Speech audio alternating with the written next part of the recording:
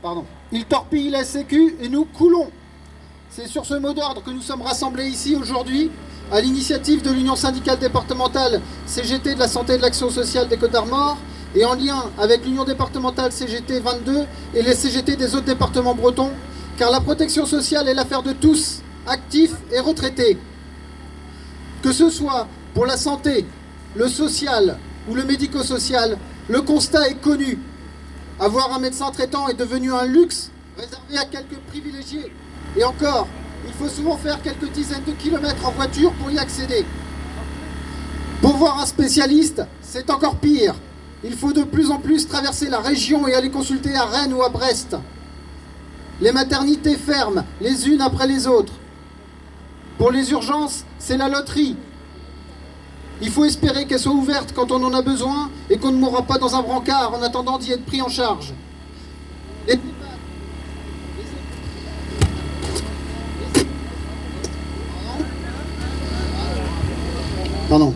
Donc les EHPAD sont dans une situation financière critique.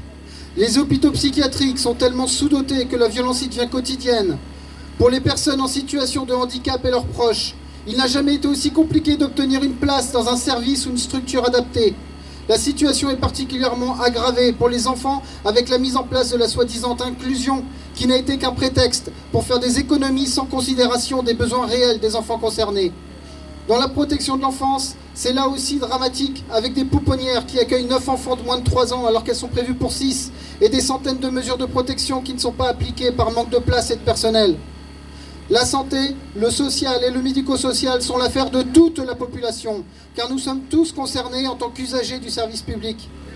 Mais nous, les professionnels de la santé et de l'action sociale, nous voyons le bateau couler de l'intérieur depuis de nombreuses années et nous alertons sans relâche. Nous voyons bien comment tout est fait pour nous empêcher de faire notre travail, qui est de répondre aux besoins sociaux de la population.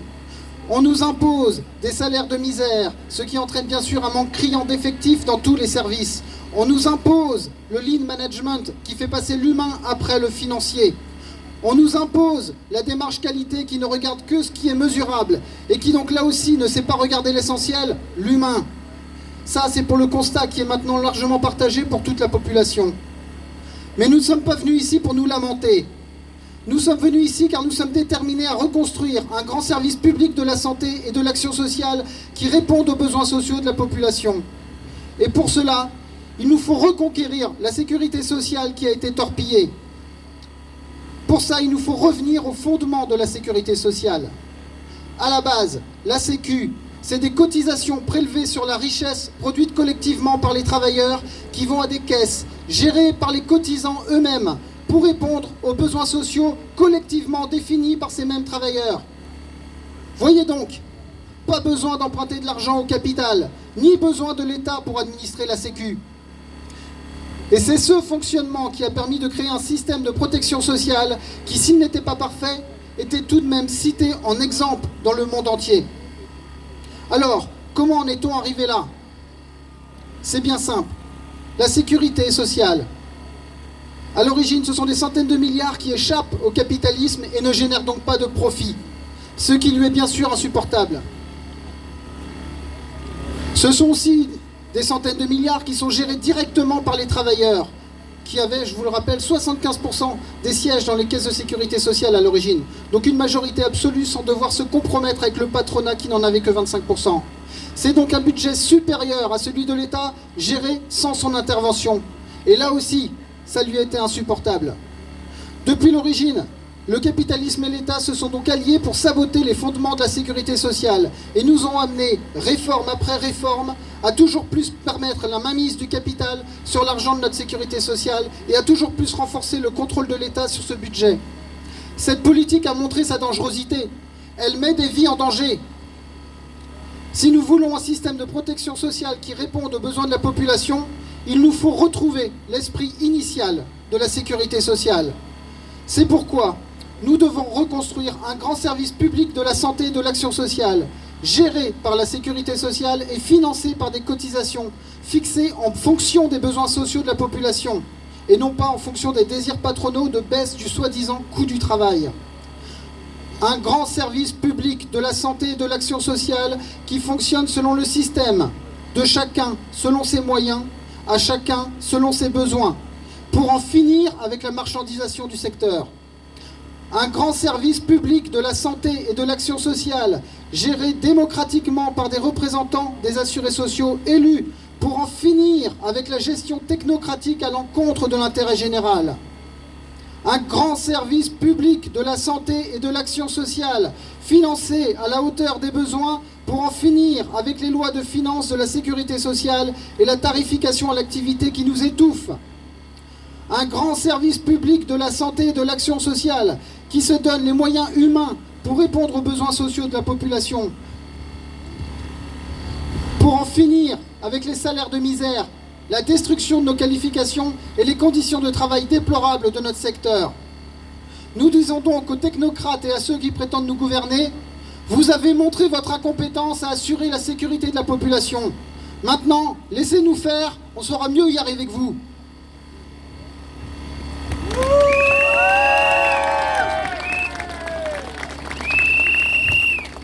Du coup, je vais passer la parole à... Il y avait une intervention du comité de défense de Guingamp, parce qu'effectivement, il y a aussi une actualité sur le service de chirurgie de Guingamp. Donc, je passe... Oui, bonjour. Donc, je parle au nom du comité de défense de l'hôpital public de Guingamp. Donc, comme nous l'annoncions dans notre communiqué précédent en date de 18 septembre, la communication des autorités sanitaires sur l'avenir des bâtiments de l'hôpital dissimulait mal les manœuvres entreprises pour réduire l'offre de services sur le centre hospitalier de Guingamp. Le projet immobilier pour un nouvel hôpital n'était qu'un écran de fumée. Un projet qui s'étalerait sur une décennie, toujours pas chiffrée, mais qui, vu du contexte budgétaire, se réaliserait à coup d'argent magique. La feuille de route de la direction du centre hospitalier et de l'ARS reste bien le PMSP, projet médico-soignant partagé, qui vise à mettre fin à la permanence des soins à Guingamp, afin d'en faire, mais sans jamais l'annoncer clairement, un hôpital dit de proximité. La nouvelle tarte à la crème, quoi. La première étape était la suspension des accouchements à la maternité, avec pour prétexte la pénurie des personnels. Pénurie provoquée et entretenue faute d'engagement significatif en faveur du maintien de l'activité. Il n'est pas essentiel d'accoucher à Guingamp, a-t-on pu entendre lors des réunions de la direction, du comité de pilotage. Deuxième étape, comme nous l'annoncions depuis le début, la chirurgie. Là, impossible d'invoquer la pénurie de personnel et encore moins la baisse d'activité du service. Il faut savoir aussi qu'il y a une partie des gens de Saint-Brieuc qui sont envoyés à Guingamp en chirurgie. Et pourtant, la direction a décidé la fermeture de 7 lits de chirurgie pour février 2025. Tout cela derrière un nouvel écran de fumée, la création d'une unité de médecine post-urgence. Il s'agit en réalité de la première amorce du virage tout ambulatoire. Enfin, c'est des éléments de langage que les fonctionnaires ont, quoi. Le problème est que tout cela, ça intervient au mauvais moment. Au moment même où l'Observatoire des inégalités nous confirme que Guingamp est la ville la plus pauvre de Bretagne. Celle où il faut à tout prix maintenir l'accès aux soins pour une population défavorisée et peu motorisée.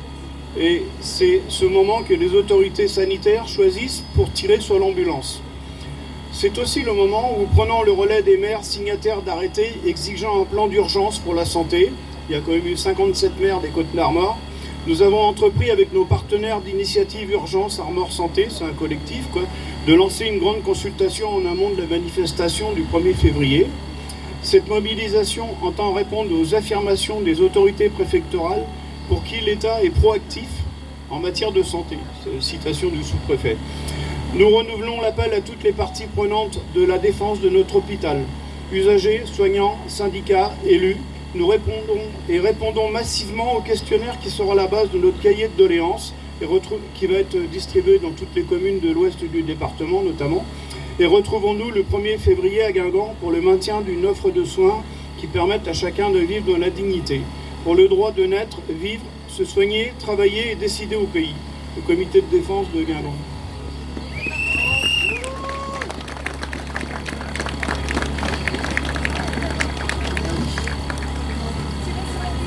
Camarades, c'est jamais facile de manifester en mois de décembre, ça caille, il fait pas beau, il y a du vent, mais bon, il y a du vin chaud. Merci aux copains du coin Vivialité de nous servir leur sandwich saucisse et leur boisson réchauffée.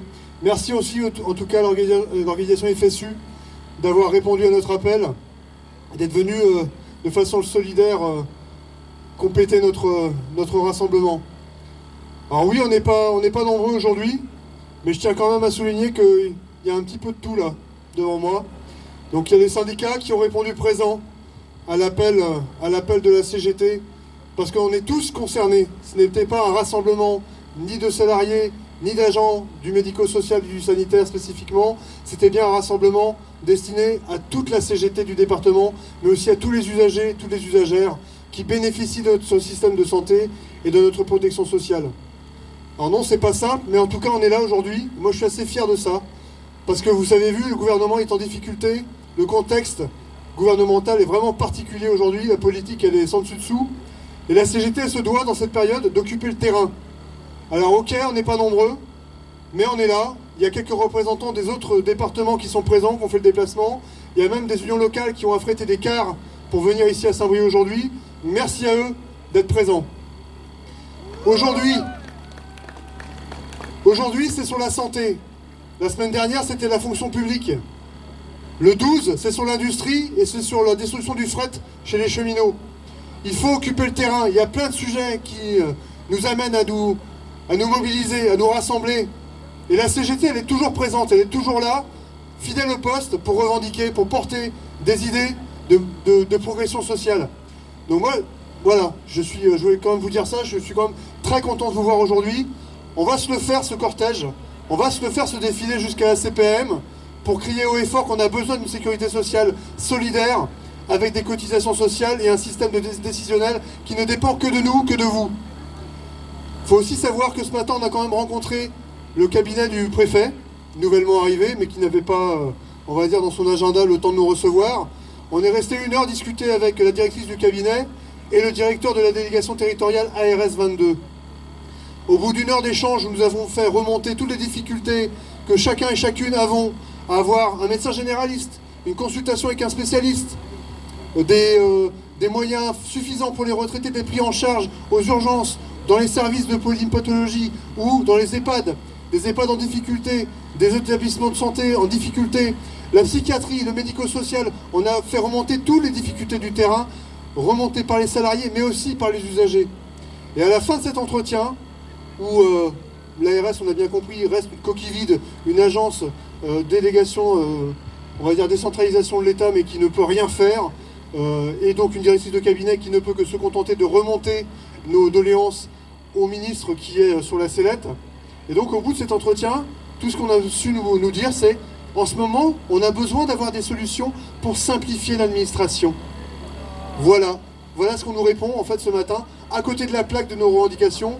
Donc on est là aujourd'hui, mais il y aura un nouveau gouvernement qui va nous tomber dessus la semaine prochaine ou dans 15 jours. Il faut absolument qu'on mette la pression pour que Macron arrête de s'obstiner à ne pas tenir compte de ce qui s'est passé aux dernières législatives en juillet. Il faut absolument qu'ils comprennent que nous voulons du progrès social, de meilleures conditions de travail, de meilleures conditions de vie, et que pour ça, il faut que ce soit une autre politique que l'on attende. Et donc, il faut occuper le terrain. Donc, le 12, nous appelons en intersyndicale avec la FSU et Solidaire à rejoindre le mouvement des cheminots devant la gare à Saint-Brieuc pour lutter contre le fret, mais pour dire stop à la destruction de l'emploi dans l'industrie et pour dire stop aux attaques sur le service public. Merci les camarades et bon défilé!